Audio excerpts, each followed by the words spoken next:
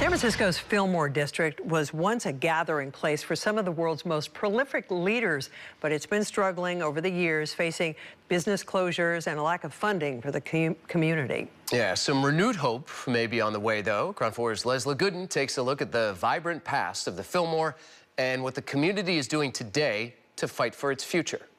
The Fillmore district was once known as the Black Wall Street of the West, a place where Black Americans from across the country came seeking opportunity and a better life. Legends like Eartha Kitt and Nat King Cole graced its stages, and civil rights leaders walked these streets. You can see we have some of our prominent members of Hannibal Lodge.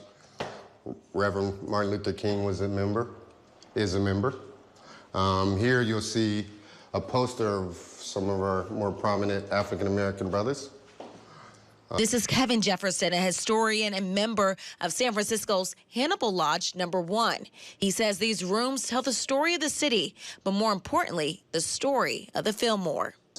When I was a little kid, there were a great number of businesses on Fillmore, and that was sort of the end of the African-American heyday, so to speak, but there were hotels, there were books, there were doctors, there were laundromats. There was everything that you can imagine in a community was on Fillmore Street. So as an African American, or even just a person that lived in that community, you didn't have to leave that community for almost anything. But that Fillmore is gone. It's Black-owned businesses and rich culture pushed out over time. Racism, redlining, gerrymandering,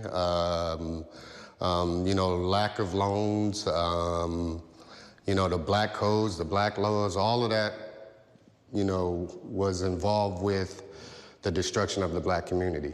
And some say history is repeating itself right now.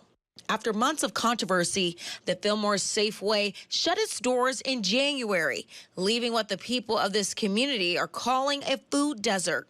An architect, Mr. Stevens, designed even that Safeway store and the symbols that are there.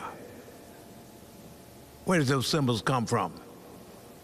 Ghana, West Africa. NAACP has been vocal about what they describe as a systemic depletion of Black resources in the Fillmore. The Board of Supervisors, our present mayor, need to make good on the promise to work with this African-American community to restore, to revitalize an area that was destroyed. One of those promises that Dr. Reverend Brown is referring to is the Dreamkeeper Initiative, a city-funded program launched in 2021, pledging $60 million annually to support Black communities through the youth programs, economic opportunities, and the arts. And for business owners like Kisu Kirkwood, that support was life-changing. I had to do something, so I studied, went and got my contractor's license,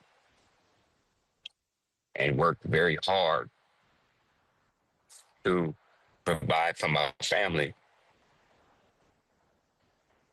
And that grant really helped me. But last year, the program was hit with scandal. Then Mayor London Breed froze funding after allegations of corruption and mismanagement surfaced. I'm not into politics. I don't keep track of what, the mistakes that people make. I've made mistakes, but that program saved my business. There has been a hiccup. Wrong is wrong and right is right. But this city should not, must not, penalize the whole Black community because of the malfeasance, the wrongdoings of one person or persons. After months on hold, now Mayor Daniel Lurie announced on Friday that funding is returning, but with new oversight.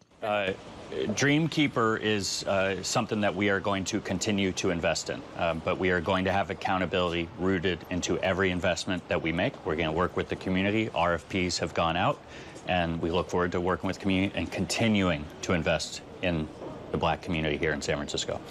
He says tighter financial controls and a panel to review contracts will help prevent misuse. The NAACP and Fillmore residents believe programs like this are the key to revitalizing the neighborhood and preserving its remaining Black-owned businesses.